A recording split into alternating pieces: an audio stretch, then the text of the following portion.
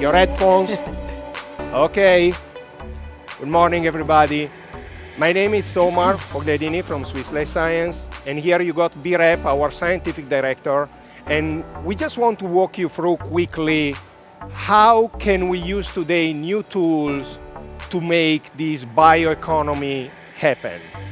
Okay, I will be quickly introducing you the big changes that are happening worldwide, and especially the latest insights from JPM in San Francisco. The real point is that we don't have enough genetic counselors, and we don't have enough genome doctors, but consumers are asking, patients are asking for genetic testing.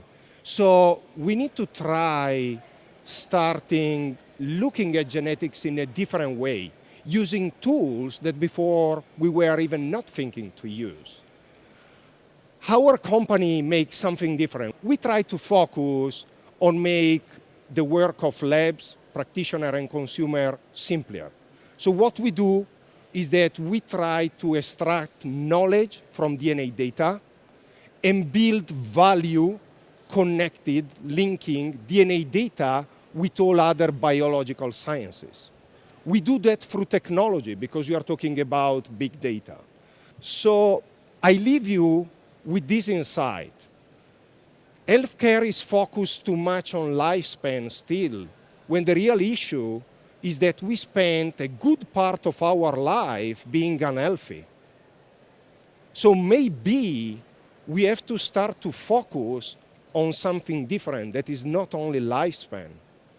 And if we take into account a common experience, this is the common experience that is reflecting what is happening for rare or chronic diseases.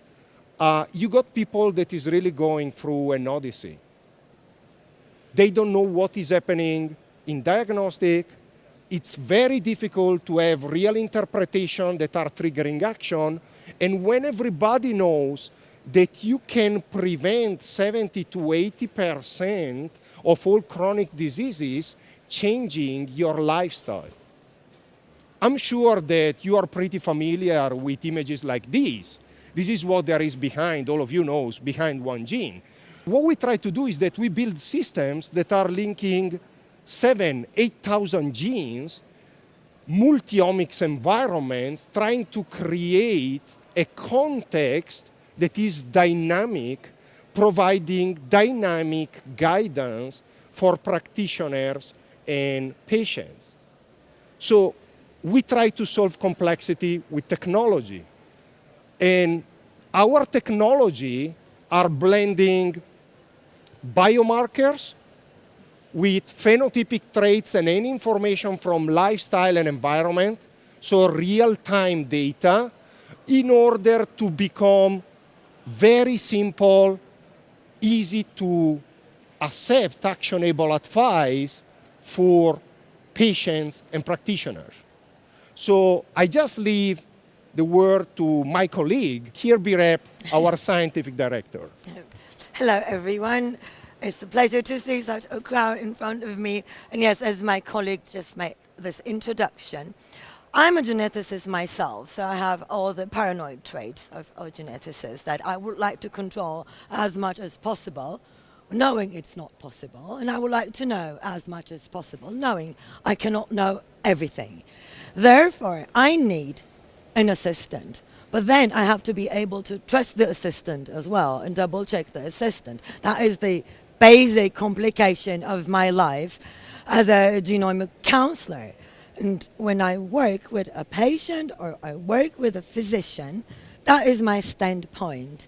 I can get the genes or a genome tested, then I can see the variants. I can check what those variants do, what predispositions they lead the patient or the customer to. But upon conveying this information to the patient or the clinician, I cannot control anything anymore. And that is really stressing because the patient walks out of the clinic and it is free in the outer world. I don't know what he or she is doing. I don't know what he or she is eating. I don't know which environment this person is being exposed to. Then everything I tell about a gene variant in a certain way is static.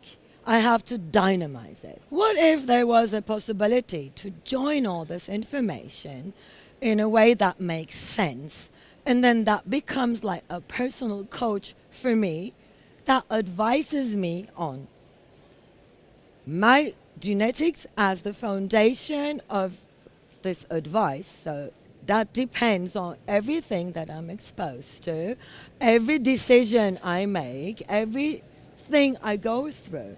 And this brings a new term that is very much combined to the genome. And it's not the phenome, it's not the external, but it's the behavioral. How do I behave? What choices do I take? And how this affects my personal way of managing my health and well-being. This tool that we're talking about here today is an interface for this. And we were discussing it a lot yesterday and today because we didn't know really the structure of the audience. So this tool is for whom? And we stratified it, say, into three major groups. A, this tool is for the end user. The other group is the enterprises, the genetic testing laboratories. All of us have become kind of researchers now, and we have to. We're talking about data-driven science and data-driven medicine. You have to.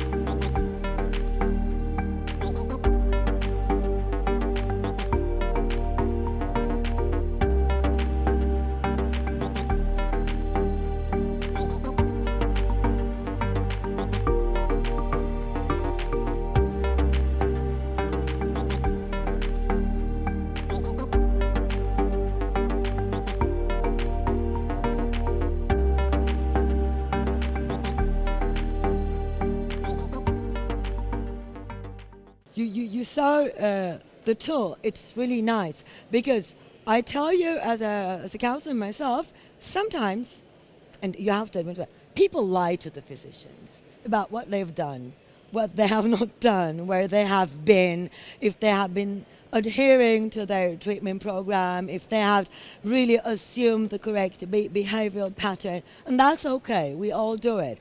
What has been seen was that people to sort of tell the truth more to a non-human component, because it feels like, okay, it's between us, nobody would know about it, kind of thing. Let me tell you something. I mean, whatever is your job, at the end of the day, especially if you represent institutions or enterprises, somebody will be asking you, what is the return on investment of what you're doing? And by the way, even if you work in your own practice, you need to know how much time you're spending doing something and how much money you're making out of this, okay?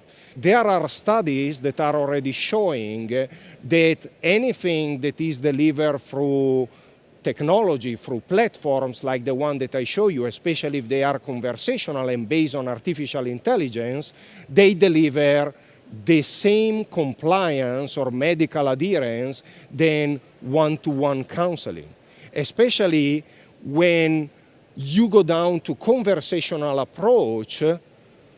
The compliance of patients, it is almost similar because you are still driving I mean, I imagine like the way that you learn to drive, or maybe a bit better. But in reality, you use a GPS in your car because it's time consuming thinking about the right direction and getting information and stopping for information. So also when you are working with DNA and you need information from multiple sources, you need a kind of GPS that has to be dynamic, that has to be always updated, that has to guide your decisions, not replacing you, giving you something that is helping addressing more problems in less time. So as you see, anything will be moving forward to microbiome and a lot of other big words that you already know. Maybe it's a bit early for microbiome, this is what we're thinking, but definitely when we're talking about DNA, and now we leave room for your questions, we really think that you cannot do that alone anymore. You got the best sequencing or you got the best genotyping instrumentation, you need to use what you already have in-house to build more value for your patient, to build more value for your model of care, because everything is becoming value-based care. So the more value you are delivering, the more chance you have to make business. And by the way, staying in business is about solving problems. So you need to find a more effective and efficient way to solve problems. And if you're already using DNA, the amount of data that you are getting, it is growing exponentially every year. So if you cannot keep up this year, just think about what will be next year.